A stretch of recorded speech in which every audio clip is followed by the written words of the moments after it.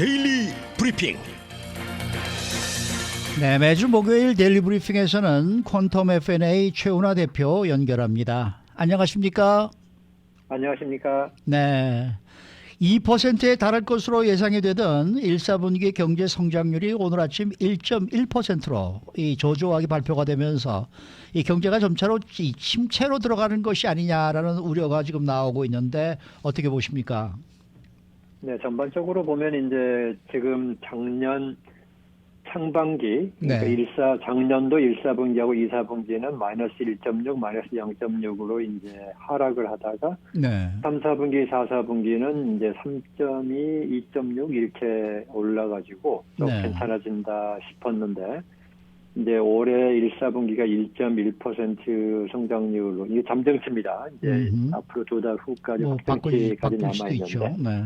네, 그러나 이제 현재까지 봐서는 이제 1.1%라면 낮아지는 추세인데, 몇 가지 중요한 내용들이 있어요. 하나는 이제 큰 추세로 볼 때는 그 말씀하신 것처럼 지금 점점 둔화되는 분위기 아니냐, 이제 이런 것에 우려가 있고, 특히 이 둔화를 이끄는 데는 지금 주택 투자율이 상당히 지금 빠지고 있어요. 그러니까 지금 주택 건설이라든지 이런 분야가 지금 아무래도 주택 시장이 안 좋으니까 그런 게 있다는 점에서 하고요. 두 번째로 좀 관심 있게 보는 부분은 이제 소비는 그런대로 아직도 잘 유지가 됩니다. 물론 예상보다는 적게 성장한 걸로 나타났지만 그래도 3.7% 성장이면은 괜찮습니다. 그래서 소비가 여전히 좀 잘 버텨준다는 점은 또 눈에 띌 만한 점이었고, 그 다음에 이제 세 번째는 이게 아주 제일 중요한 부분인데요. 기업 재고가 줄면서 그 2.26%만큼을 GDP 성장률에서 깎아먹었어요. 그러니까 네, 이것은 무슨 얘기냐면은 기업 재고가 줄고 있다는 것은 부정적으로 보면은 이 기업들이 앞으로 물건 팔기가 좀 힘드니까 물건을 안 산다라고 볼 수 있지만 또 긍정적으로 보면 뭐냐면은 그동안에 재고가 너무 많아서 힘들었던 부분이 이제 상당히 조정이 되고 있지 않느냐 이렇게 볼 수도 있어요. 네, 네. 그래서 그 앞으로 이제 재고를 충족하기 위한 그동안 만약에 재고가 너무 줄었다. 이제 이런 식의 평가가 나온다 할 경우에는 재고를 늘리게 되면 오히려 이제 반대 효과가 나올 수 있는 거죠. 재고 증가에 따라 경제 성장률이 올라가는 효과도 있는데 지금 이것이 어떻게 결과적으로 나타나냐면은 실제로 그 최종 판매라는 게 있어요. 이 GDP 계산할 때 파이널 세일스라고 하는 부분이 있는데 이게 뭐냐면 전체 소비 이런 것 중에서 재고 증가 부분을 제외한 부분만을 뽑아낸 경제 성장률입니다. 이게 실제로는 더 중요하다고 보는 학자들도 꽤 있어요. 왜냐하면 재고가 늘고 줄고는 실제 최종 판매 이루어지지 않고 기업의 창고에 있는 거니까 이제 실제 경제 활동을 볼 때는 재고 부분을 빼고 봐야 되지 않느냐라고 그렇게 이제 또 주장하는 학자들도 있는데 이 부분은 3.4%가 늘었어요. 지난 1, 4분기에. 그러니까 지금 이번에 이제 1, 4분기를 총평을 하자면 전반적으로 미국 경제 성장률이 하락하는 추세를 보여준다는 점에서는 우려가 된다. 그런데 내용을 들어가 보니까 재고 부분에서 차지한 비중이 컸기 때문에 이것의 우려도가 좀 줄어들고 이제 더 나아가서 만약에 재고가 이제는 많은 기업들이 정리가 됐다고 치면 이제부터는 재고를 좀 쌓지 않겠느냐. 그렇게 되면은 2, 4분기 때는 조금 더 나아질 수 있다. 이런 점에서는 또 긍정적인 면이 있었다. 이러한 발표라고 하겠습니다. 네. 자, 그동안 좀 잠잠하나 싶었던 실리콘밸리 뱅크 사태에 따른 여파가 또 우려가 되고 있습니다. 또 다른 파산이 이루어질 수 있다라는 은행으로 지목이 됐던 퍼스트 리퍼블릭 뱅크 주가가 연일 폭락하고 있는데요. 이게 좀 걱정됩니다. 이제 이런 맥락에서 보셔야 될 것 같아요. 예. 퍼스트 리퍼블릭 뱅크는 이미 문제로 인식된 문제다. 이렇게 좀 보실 필요가 있어요. 네, 그러면 실리콘밸리 뱅크가 무너졌을 때 가장 큰 그 우려가 뭐였냐면 은행권 전체로의 위기로 넘어가서 이제 영어로 얘기하면 시스테믹 리스크라고 그랬죠. 네. 그러면 경제 전반이 마비될 수 있는 그런 데 대한 우려가 있었지만 막상 뚜껑을 열고 보니까 그렇지는 않았다. 이제 그렇지 않았다는 근거가 뭐였냐면 실리콘밸리 뱅크가 갖고 있는 구조가 수많은 미국의 은행과는 좀 다른 특수한 비즈니스 모델을 가지고 있었다는 건데, 그게 뭐냐면 실리콘밸리 뱅크는 대형 기업들이 주 고객인 은행인 겁니다. 그래서 예금 집중도가 높았어요. 한 고객당 예금이 많았고, 그래서 이제 25만 불의 FDIC 보험금을 넘어서는 예금이 93%까지 이르렀던 은행이다 보니까 이 고객들의 입장에서는 은행이 좀 힘들다 싶으면은 내 예금 보험을 못 받는다라는 그 불안이 퍼지면서 한꺼번에 뱅크런이 발생했다. 이제 이렇게 파악이 됐죠. 그렇게 되다 보니까 그러면은 그러한 정도의 집중도가, 그러니까 한 고객들의 그 집중도가 높지 않은 일반 은행들은 그렇게까지 우려가 없지 않느냐라는 그 안도감이 퍼져나갔고요. 그에 반해서 실리콘밸리 은행과 비슷한 비즈니스 모델을 가진 은행들은 계속 힘들어 왔었어요. 그 중에 대표적인 게 이제 퍼스트 리퍼블릭이고, 그 다음에 이제 한 두세 개 은행이 크게 더 있는데, 따라서 이렇게 보면은 무슨 얘기냐면은 퍼스트 리퍼블릭 뱅크는 실리콘밸리 뱅크와 비슷한 구조를 가진 은행으로서 이미 어느 정도 파악이 되고 예상되고 있는 문제의 연장이다라고 보실 수 있고요. 네. 그래서 이제 퍼스트 리퍼블릭 뱅크가 살아남을 거냐 안 살아남을 거냐는 지금은 조금 부정적으로 흐르고 있는데, 퍼스트 리퍼블릭 뱅크가 문을 닫는다고 하는 최악의 상태까지 간다 하더라도 은행 감독국이나 경제 당국에서 볼 때는 그렇게까지 크게 생각하지 않을 거다. 이제 이런 상황이에요. 그래서 그런 점에서는 이제 조금 안심할 수 있고, 그 대표적으로 이제 퍼스트 리퍼블릭 뱅크가 왜 또 잠잠하다가 갑자기 지금 지난 며칠 사이에 문제가 됐냐면, 예. 3월 말 실적을 발표를 했거든요. 그랬더니 3월 말 실적 발표할 때 보니까 예금 인출이 예상보다 훨씬 컸다. 약 40%가 빠졌는데요. 40%가 빠진 것이 아니고 훨씬 더 빠졌어요. 왜냐하면 대형 은행들이 그 300억 불 예금을 넣어줬기 때문에 그 돈까지 없었다 그러면 거의 50% 이상의 예금이 빠졌습니다. 그러다 보니까 이익도 대폭 줄어가지고 한 21% 하락을 했기 때문에 이제 새로 좀 부각이 된 면이 있어서 지금 현재로 볼 때는 퍼스트 리퍼블릭 뱅크 자체가 어떠한 상황이 오더라도 큰 충격은 없을 거다. 이제 그거보다는 이제 앞으로 은행들이 이 사태를 위해서 지금 막기 위해서 미국의 감독국이나 그 재무부가 해줬던 예금액 100% 보장 시스템에 이게 어떻게 이제 의회에서 예금 보험을 해줄 거냐는 결과가 나옴에 따라서 그 다음에 만약에 그게 만족스럽지 않을 경우에는 25원 불 넘는 예금을 가지신 분들이 초대형 은행으로 옮겨갈 위험이 살아있다. 이제 이런 점은 좀 지금 현재로서는 상당히 그 관심을 갖고 봐야 될 그런 부분이다. 이렇게 좀 평가를 하시면 될 것 같아요. 네. 뭐 그래서 그런지 뭐 이 연준의 금리 인상 확률이 크게 줄었다라는 얘기가 나오고 있던데 그렇게 될까요? 연준은 지금 현재 연준 위원들의 의견들 들어보면은 이 부분에 대해서 이것 때문에 긴축의 그 강도를 좀 줄여야 된다는 분들이 소수예요.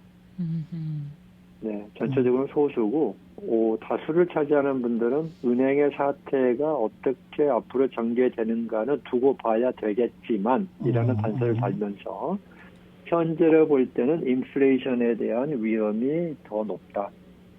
그래서 지금은 인플레이션에 대해 그 해결하는데 더 집중을 해야 될 때고 그쪽에도 관심을 많이 가져야 된다는 의견이 지금 다수를 차지하고 있어서 근데 이제 그러면 은행 사태가 어떻게 전개되는냐에 따라서라는 것 따라서가 뭐냐 이제 이 부분이 중요한 부분인데요. 지금 은행권 문제 때문에 많은 분들이 소비를 안 한다든가 불안해가지고 돈을 은행에서 찾아가지고 현금을 뭐 침대에 넣는다 이런 사태는 지금 전혀 없어요. 없는데 많은 은행들이 미리 지금 문단속을 하고 있어요.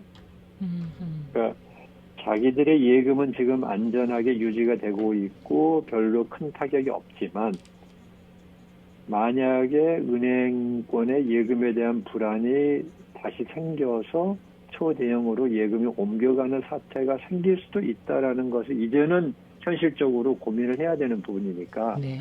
그러다 보니까 은행들이 다 유동성을 지키기 위해서 대출을 지금 상당히 줄이고 있는 분위기가 나타나고 있거든요. 예.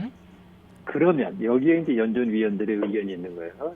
은행권이 대출의 그 심사 기준을 강화해가지고 대출을 줄인다는 것은 연준이 금리를 올려가지고 긴축하는 것과 똑같은 효과를 가져옵니다. 그러니까 인플레이션을 잡기 위해서 연준이 금리를 올린다 이런 부분은 금리가 올라가면 대출 못한다 이렇게 생각하시는 것도 맞지만 더 네. 중요한 건 뭐냐면 시중의 자금을 줄이는 거거든요. 예. 근데 시중의 자금을 줄인다는데 가장 큰 역할을 하는 게 은행의 대출 기능이에요. 그러니까 대출 기능이 연준이 주도해서 줄이려고 시도를 하고 있는 중인데 만약에 은행들이 지금 실리콘밸리 은행 사태 이후에 몸살이는 것 때문에 대출을 스스로 줄여준다면은 굳이 연준이 그렇게까지 긴축을 안 해도 결과적인 효과는 같이 나온다는 얘기죠. 네네. 그래서 그 부분이 나온다고 하면 연준의 긴축 강도를 줄이거나 아니면은 연준이 이제 이번에 그 5월에 금리 한번 더 올리고 그다음부터는 안 올려도 되는 상황이 올 수 있다라고 그렇게 보고 있는 건데 이 부분은 지금 누구도 결론을 못 내리고 있어요. 왜냐하면 아직도 그렇겠죠. 은행들이 대출을 얼마나 줄였는지 이런 부분에 대한 자료가 지금 나오기 너무 빠르니까. 그래서 이제 이러한 단서 속에서 있는데 전반적으로 지금 그 우리가 얘기할 수 있는 건 연준 위원들의 다수는 인플레이션에 대한 우려가 더 크지 이 은행권 사태로 인한 어떤 금융 경색 이것이 경기 침체를 가져온다 이런 데에 대한 우려는 아직은 소수다 이런 상태입니다. 오케이.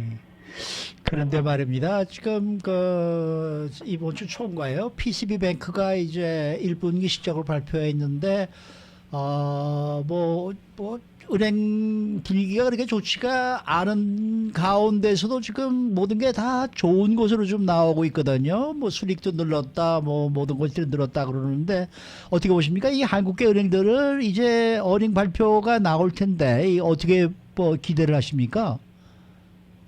네, 일단 뭐 우리 가장 큰 그 한인타운의 이제 대표은행이라고 할 수 있는 뱅크오브호프도 실적 발표를 했고, 그다음에 한미도 했고, 그다음에 PCB도 했는데.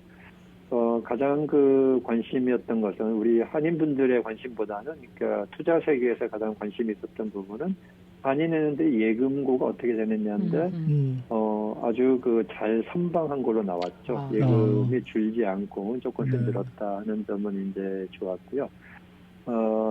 다른 그 큰 두 은행, 뱅크오브호프나 이제 한미 같은 경우는 좀 이익이 줄어들었는데 이것은 뭐 그런 은행 사태 때문에 줄어든 거라기보다는 금리 인상이 이제는 그 예금 쪽에, 그러니까 자금이 이제 좀 더 부족해지니까 이제 금리 인상이 모든 은행들에서 예금 금리 인상이 일어나고 있어요. 그래서 그러한 것 때문에 좀 예대 마진이 주는 현상이 나타났는데 이것은 뭐 어떻게 보면 예상되었던 일이기 때문에 이렇게 놀랄 만한 일은 아니었다. 그래서 지금 우리 한국계 은행을 포함해서 많은 이 커뮤니티 뱅크나 리저널 뱅크들이 잘 선방한 모습을 보여주고 있습니다.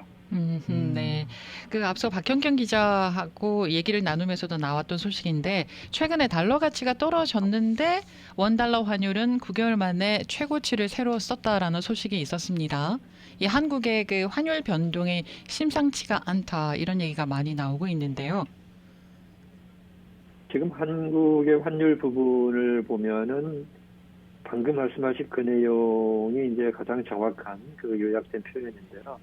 왜 그럴까라는 우려가 생기는 게 상황이죠. 왜냐하면 지금 주요 미국과의 거래국들은 작년에 미국의 강달러 또 고금리 정책에 의해서 환율 가치가 굉장히 떨어졌다가 최근에 와서는 많이 회복을 하고 있는 그런 단계에 들어가 있거든요.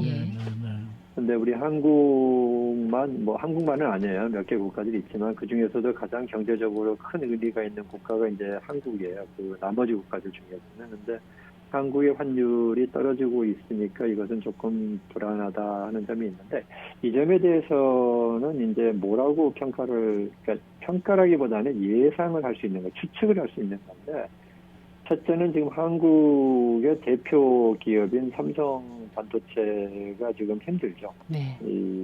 역대 뭐 아주 낮은 그 이익을 기록했고, 그 다음에 두 번째 반도체 기업인 SK 같은 경우는 이제 심지어는 두 분기 연속 마이너스를 가져오다 보니까 한국의 그 지금 기업 환경이 상당히 열악하다 하는 점이 있고, 그 다음에 지금 무역 적자가 지금 10몇 개월째 적자를 기록하고 있는 것은 당연히 환율에는 안 좋습니다. 그래서 환율이 안 좋고, 그런데 거기다가 이제 삼성이라든지 이러한 대표 기업들의 실적도 안 좋아지니까 무역 적자가 발생하면은 어디서 메꿔져야 되냐면 대부분은 자본에서 메꿔지거든요. 그게 무슨 말이냐면 상품을 사고 파는 데서 적자가 나는 부분만큼 만약에 투자가 들어간다 그러면 상품에서 100억 불 적자가 났다. 그런데 한국으로 100억 불 투자가 들어갔다 그러면은 이제 똑같은 거잖아요. 네.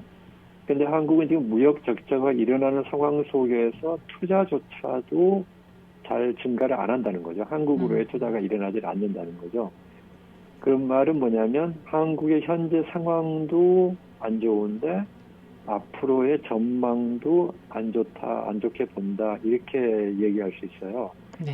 그리고 이 부분 중에는 또 뭐가 포함되냐면 한국의 지금 지정학적인 리스크도 지금 포함이 좀 돼 있어요. 물론 뭐 다 아시고 계시겠지만은 지금 미국과 중국의 그 거대한 지금 패권 싸움에서 이것이 경제 전쟁을 넘어서서 지금 안보 전쟁까지로 지금 확대돼가는 그러한 모습을 보여주고 있다 보니까 이러한 그 지정학적 리스크, 그 다음에 이제 뭐 우리가 흔히 좀 얘기하고 싶지 않은 부분이지만 한국의 그 정치적 상황이 지금 워낙 안정을 못 찾고 있으니까 이런 데 대해서도 한국이라는 국가의 투자 가치가 좀 줄어들고 있는 게 아니냐. 이제 이러다 보니까 한국으로의 자본 이동이 지금 상당히 안 좋다. 이제 이런 식으로 제가 추측을 할 수 있습니다. 아직까지 뭐 통계적으로 평가는 못하지만 그래서 한국만 주요 미국의 경제 그 대상국 중에서 그 원화 환율이 나빠지고 있는 그런 상황이지 않느냐 이렇게 지금 저희들이 보고 있습니다. 네, 네.